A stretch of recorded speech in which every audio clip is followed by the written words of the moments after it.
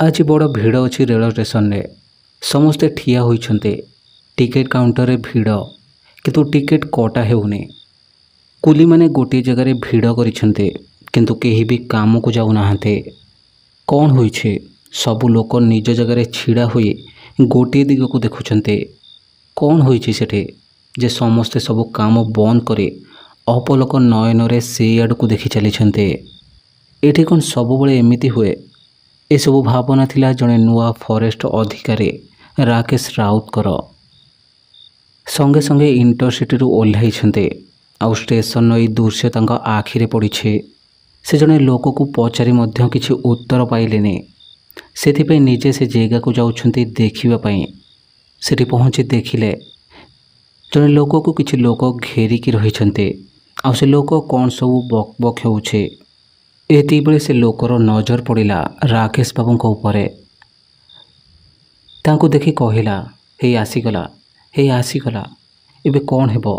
हे से आसीगला, से ताको नै जिवो। एमिति केते कोन कहि चलिला। आउ राकेश लोक को पागल भाबे सेठारु चली आसिले। आ मने मने हसिले गाँर लोकଙ୍କ उपरे जो माने गोटे पागलर कथा सुनिबा पई सब काम बंद करी छिड़ा होइछन्ते। राकेश स्टेशन बाहर को आसी देखिले ताको नेबा पई फॉरेस्ट डिपार्टमेंट रो गाड़ी आसीछे किंतु ड्राइवर नहीं।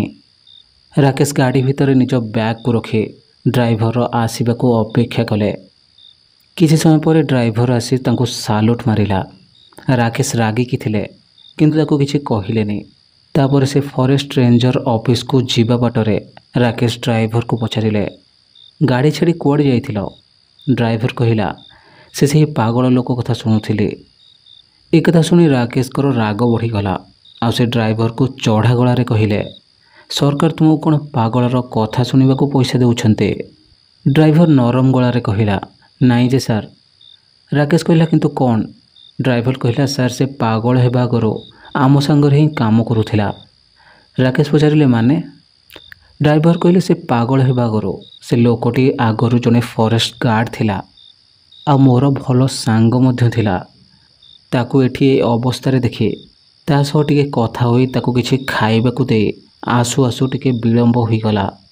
ए कथा सुनी राकेश टिके निज राग को संयत कले आ पचारिले, से लोक पागल केमिति हेला?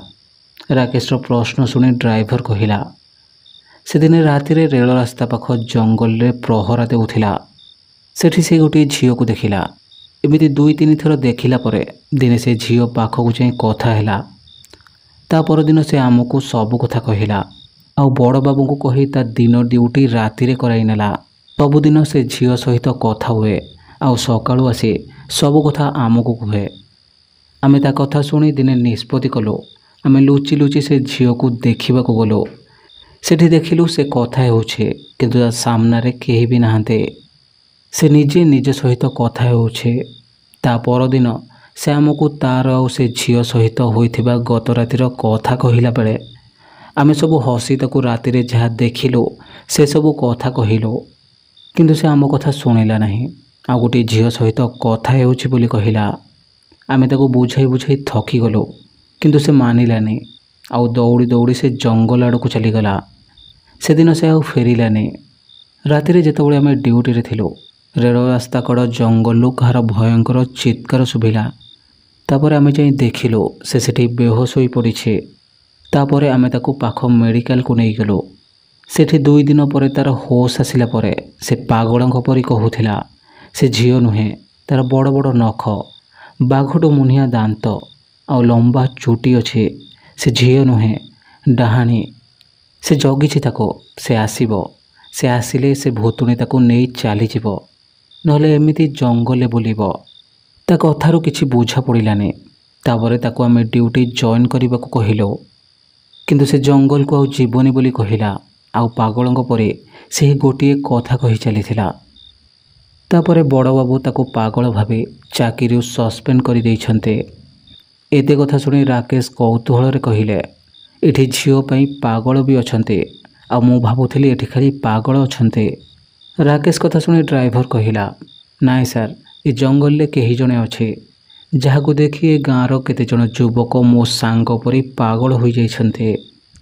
तापरे गाड़ी जाई राकेश को क्वार्टर रे पहुँचला। सेठी सामान पत्र रखिदे संगे संगे से फॉरेस्ट ऑफिस बाहरी गले। सेठी पहुँची निज ऑफिस रो फॉर्मालिटी सब पूरण कले। तापरे निज क्वार्टर को फेरी आसिले।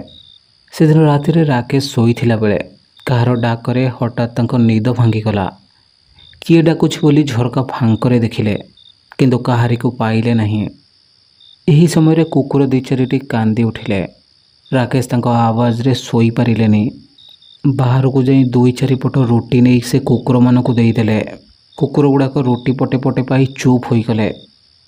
ता परदिन सकाळु सकाळु उठी राकेश ऑफिस चलीगले। सेठी किछि रेंजर को सहित कथा हेले। तापरे जंगल परिदर्शन रे बाहरी गले। तांको सहित सेही ड्राइवर गला जे तांको स्टेशन नु आनिबाकु जाइथिला। जंगल बहुत सुंदर थिला। सबुआडे सबुजिमा भरी रहिथिला। राकेश बाबू निज सर्विस जीवन भितरे प्रथम थर एते सबुज जंगल देखुथिले। नहले आगो दुईटी फॉरेस्ट रे तो जंगल नारे केवल थुंटा गछ आउ दुई तीनिटी एकर नर्सरी ही देखिथिले। एते सबुजिमा देखि से ड्राइवर को प्रश्न पचारिले, अच्छा नरहरी एठी जंगल एते सुंदर केमिते? ड्राइवर कहला, सुंदर कौन आउ सार, जंगल ले मनीष पशिले सिना जंगल नष्ट हेबो। एठी मनीष तो छाड़ मनीषर छाई भी पड़े नहीं। खाली आमे जहाँ गार्ड माने ड्यूटी करूछु। आगुरु राति ड्यूटी पड़ुथिला किंतु राम पागल हैला परठारो बड़ बाबू काहारी को आउ राति ड्यूटी देउ नाहंते। तापरे से जंगल पार करी पाख गाँ भीतर को पशिले। सेठी पशु पशु तांको आखिरे आउ गोटे विचित्र दृश्य पड़िला। देखिले गोटे बरगछ मूले चांदिनी तले बहुत गुड़िए लोक छिड़ा होइथिले। आउ केही जने बड़ पाटिरे समस्त को हुलहुली आउ हरिबोल पकेबाकू कहूछे।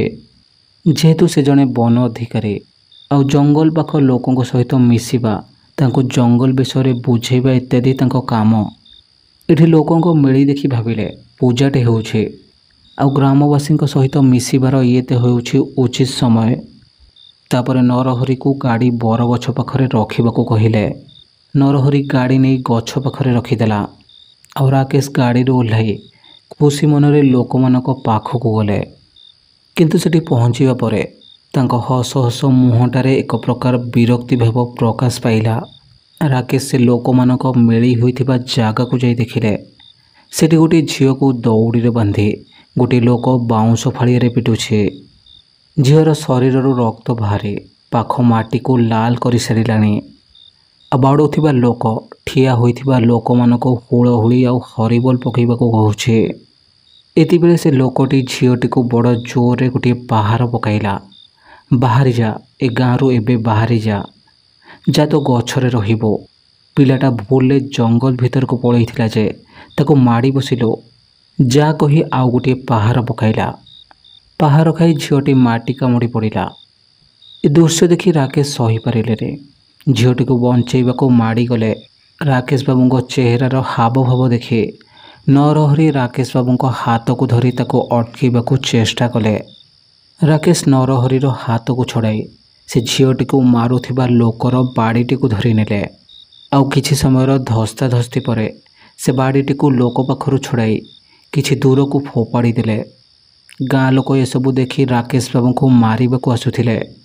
एति बेले से लोकटी समस्त को अटकाई कहिला, ए नुआ लोक ए विषय किछि जानी नहीं नहले एमिति करि नथांता। तापर राकेश से झीलटी को उठाई चांदिन कांथरे आउजाई दे बसई देले। राकेश ता पाखरु उठी आसिला बेले से तांको हाथ को जाबुड़ी धरिला। राकेश बुझीगले झीलटी बहुत डरी जाइछे सेथिपाई तांको हाथ छाड़ुने। तापर राकेश से झील पाखरे बसी रही गाँ लोक मानकू गाली करी कहिले, अंधविश्वास पाई गोटे पिला को जीवन मारी दे थांत तुमे माने, समस्त को पुलिस रे दे हाजत रे पुराई देबे। एदी बेले से लोक जे झील को बाड़ौथिला किछि कहिबाकू चाहुथिला। राकेश बाबू ताको खराब भाषा रे गाली करी चुप रहिबाकू कहिले। राकेश बाबू को ए व्यवहार रे गाँ लोक सब रागी गले। परिस्थिति को प्रतिकूल देखि आउ किछि आसन विपद को टाळिबाकू नरहरी जाई से लोकटीर गोड़ तले पड़ी क्षमा मागी कहिला, गुणिया साथी नुआ बाबू आसिछन्ते, जंगल बुलिबाकू आसिथिले, ए जगह विषय किछि जानि नाहंते, सेथिपाई एमिति सब कहिदेले। ଆପଣ ତାଙ୍କୁ କ୍ଷମା କରିଦିଅନ୍ତୁ। ଏତିକିବେଳେ ରାକେଶ ଦେଖିଲେ ସେ ଝିଅଟି ତାଙ୍କ ହାତ ଛାଡ଼ି ତଳେ ପଡ଼ିଯାଇଛି। ରାକେଶ ତାକୁ ଉଠେଇବାକୁ ଗଲାବେଳକୁ ଗୁଣିଆ ସାନ୍ତେ ତାଙ୍କୁ ଅଟକାଇ ଦୁଇଜଣ ସ୍ୱାମୀ ସ୍ତ୍ରୀ ଆଡ଼କୁ ଅନାଇ କହିଲେ, ମା ତୋ ପିଲାକୁ ନେଇଯା, ସେ ଠିକ୍ ହୋଇଗଲା। ଆଉ ଏ ଡେଉଁରିଆଟା ନେଇଯା, ତାକୁ ବାନ୍ଧିଦେବ। ଆଉ ସେ ଜଙ୍ଗଲ ଆଡ଼କୁ ଯିବାକୁ ଦେବୁନି। ସେ ସ୍ୱାମୀ ସ୍ତ୍ରୀ ଦୁଇଜଣ ଆସି ଶାନ୍ତକୁ ଜୁହାର ହୋଇ ତାଙ୍କ ପିଲାକୁ ସେଠାରୁ ନେଇଗଲେ। ତାପରେ ଗୁଣିଆ ରାକେଶକୁ କହିଲା, ବାବୁ ତୁମେ ଏଠି ନୂଆ ଆସିଛ, ଏଠିକା କଥା କିଛି ଜାଣିନ। ରାକେଶ ଏକଥା ଶୁଣି ରାଗି ଯାଇ କହିଲା, ତୁମେ ସବୁ ଜାଣିଛ, ତୁମ ପରି 100 ଭଣ୍ଡ ମୁଁ ଦେଖିଛି। ରାକେଶର କଥା ଶୁଣି ଗୁଣିଆ ହସିଦେଲା ଆଉ ତା ମୁଣ୍ଡରେ ହାତ ମାରି କହିଲା, ଭଗବାନ ତୁମର ମଙ୍ଗଳ କରନ୍ତୁ। ଆଉ କେବେ ବି ତୁମକୁ କୌଣସି ଭଣ୍ଡ ଗୁଣିଆର ଆବଶ୍ୟକତା ନ ପଡ଼ୁ। ତାପରେ ସେ ଗୁଣିଆ ସେଠାରୁ ଚାଲିଗଲା ଆଉ ରାକେଶ ବାବୁ ତାଙ୍କ ଜଙ୍ଗଲ ବୁଲା ବନ୍ଦ କରି ନିଜ କ୍ୱାର୍ଟରକୁ ଫେରି ଆସିଲେ। ତା ପରଦିନ ରାକେଶ ବାବୁ କାମକୁ ଏକୁଟିଆ ଗାଡ଼ି ନେଇ ବାହାରିଗଲେ। ରାସ୍ତାରେ ଜଣେ ଝିଅ ତାଙ୍କୁ ହାତ ଦେଖାଇ ଗାଡ଼ି ଅଟକାଇବାକୁ କହିଲା। ରାକେଶ ତା ପାଖରେ ନେଇ ଗାଡ଼ି ରଖିଲେ। ଗାଡ଼ିରୁ ଓହ୍ଲାଇ ସେ ଝିଅ ପାଖକୁ ଯାଉ ଯାଉ ସେ ଝିଅ ଆସି ରାକେଶଙ୍କ ଗୋଡ଼ ଧରି ତାକୁ ବଞ୍ଚେଇଥିବାରୁ ଧନ୍ୟବାଦ ଦେବାକୁ ଲାଗିଲା। ରାସ୍ତା ଉପରେ ଝିଅଟିର ଏ ବ୍ୟବହାର ରାକେଶକୁ ଟିକେ ବିଚଳିତ କରିବା ସହିତ ଚିନ୍ତାରେ ପକାଇଦେଲା। ସେ ତାକୁ ତଳୁ ଉଠାଇ ତାକୁ କହିଲେ, ଆରେ ତୁମେ ଏ କ'ଣ କରୁଛ? ମୁଁ କେବଳ ମୋର କର୍ତ୍ତବ୍ୟ କରିଥିଲି, ସେଇଟା ସେମିତି କିଛି ବଡ଼ ଜିନିଷ ନୁହେଁ। ଝିଅଟି କହିଲା, ନାହିଁ ବାବୁ, ଆପଣ ନଥିଲେ ସେଦିନ ଯେ ମୋର କ'ଣ ଅବସ୍ଥା ହୋଇଥାନ୍ତା ଖାଲି ଉପରବାଲାକୁ ଜଣା। ସେ ସିନା ନିଜେ ଆସିଲାନି, କିନ୍ତୁ ତାର ଦୂତ କରି ଆପଣଙ୍କୁ ପଠାଇଦେଲା। ରାକେଶ ବାବୁ କଥା କଥାରେ ତାକୁ ନିଜର ନାଁ କହିଦେଲେ। ତାପରେ କିଛି ସମୟ କଥା ହୋଇସାରି ସେ ଝିଅ ରାକେଶ ବାବୁକୁ ଆଉ ଥରେ ଧନ୍ୟବାଦ ଦେଇ ତା ବାଟରେ ଚାଲିଗଲା। ଏତିକିବେଳେ ରାକେଶ ବାବୁ ତାକୁ ପଚାରିଲେ, ଆରେ ତୁମେ ତୁମର ନାଁଟା କହିଲନି? ଏ କଥାରେ ଝିଅଟି ଟିକେ ହସିଦେଲା, କହିଲା, ଚୁମ୍କି। ଏମିତି କିଛି ଦିନ ବିତିଗଲା। ରାକେଶ ଆଉ ସେ ଗାଁକୁ ଯାଇନଥିଲା, କିନ୍ତୁ ସବୁବେଳେ ସେ ଜଙ୍ଗଲ ଭିତରକୁ ଯାଉଥିଲା, ଜଙ୍ଗଲର ଗଛ ଆଉ ଜୀବଜନ୍ତୁଙ୍କ ଉପରେ ରିପୋର୍ଟ ଲେଖିବା ପାଇଁ। ଏଇଟା ଥିଲା ତାଙ୍କ ସହକର୍ମୀମାନଙ୍କୁ ଦେଖାଇବାକୁ, ହେଲେ ଅସଲ ଉଦ୍ଦେଶ୍ୟ ଥିଲା ସେ ଝିଅକୁ ଖୋଜିବା, ଯାହା ପାଇଁ ଏ ଜଙ୍ଗଲ ଏତେ ବିପଦପୂର୍ଣ୍ଣ ସ୍ଥାନରେ ପରିଣତ ହୋଇଛି, ଯେଠି ଲୋକ କାମ କରିବାକୁ ଡରୁଛନ୍ତି। ସତ କଥା ହେଲା, କେବଳ ଏହି ବିଷୟରେ ସବୁ ତଥ୍ୟ ସଂଗ୍ରହ କରିବା ପାଇଁ ରାକେଶର ପୋଷ୍ଟିଂ ଏ ଜାଗାକୁ ହୋଇଥିଲା। ଏ କଥା କେବଳ ରାକେଶ, ଜଙ୍ଗଲର ବଡ଼ ବାବୁ ଆଉ କିଛି ଉଚ୍ଚପଦସ୍ଥ ଅଧିକାରୀମାନେ ଜାଣିଥିଲେ। ସବୁ କଥା ଶୁଣିବା ପରେ ରାକେଶଙ୍କ ଅନୁମାନ ଥିଲା ଯେ ଜଙ୍ଗଲ ଭିତରେ କିଛି ଅସାମାଜିକ କାର୍ଯ୍ୟ ଚାଲିଛି ଆଉ ସେହି ଲୋକମାନେ ଏପରି ନାଟକ କରୁଛନ୍ତି ଯେପରି କୌଣସି ଲୋକ ଜଙ୍ଗଲ ଭିତରକୁ ନ ଆସନ୍ତୁ। କିନ୍ତୁ ପ୍ରାୟ 2 ମାସ ଧରି ରାକେଶ ଜଙ୍ଗଲର ଅନୁସନ୍ଧାନ କଲା ପରେ ମଧ୍ୟ କୌଣସି ପ୍ରକାରର ଅସାମାଜିକ କାର୍ଯ୍ୟ ତାଙ୍କ ନଜରରେ ଆସିଲାନି। କୌଣସି ଜାଗାରୁ କଟା ଗଛର ଗଣ୍ଡି ମିଳିଲା ନାହିଁ ତ କୌଣସି ଜୀବର ମଲା ଶବ ମିଳିଲା ନାହିଁ। ଏ କଥାରେ ରାକେଶ ଭାବିଲେ, ନିଶ୍ଚିତ ରୂପରେ ଏସବୁ ଗୁଜବ କେହି ଜଣେ ପ୍ରସାର କରୁଛି କିଛି ମନ୍ଦ ଉଦ୍ଦେଶ୍ୟ ରଖି। କାରଣ ରାକେଶ ଜଙ୍ଗଲରେ ବୁଲୁଥିବା ବେଳେ କୌଣସି ଅସାମାଜିକ କାର୍ଯ୍ୟ ହେଉଥିବାର ସୂଚନା ତ ପାଇଲେ ନାହିଁ, କିନ୍ତୁ ସମସ୍ତେ କହୁଥିବା ସେ ଝିଅକୁ ମଧ୍ୟ ଦେଖିପାରିଲେନି। ଏମିତିକି ରାତି ଅଧରେ ଜଙ୍ଗଲ ଭିତରେ ବୁଲିଲା ବେଳେ ମଧ୍ୟ କୌଣସି ଝିଅ ଦେଖାଗଲା ନାହିଁ। ତାପରେ ରାକେଶ ଭାବିଲେ, ହୁଏତ ଆଗରୁ ଏମିତି କିଛି ହୋଇଥିବ ଆଉ ତାର ଉଦାହରଣ ଦେଇ ଫରେଷ୍ଟ ଗାର୍ଡମାନେ ରାତିରେ ଡ୍ୟୁଟି କରିବାକୁ ବଞ୍ଚିବାକୁ ଏମିତି ବାହାନା କରୁଥିବେ।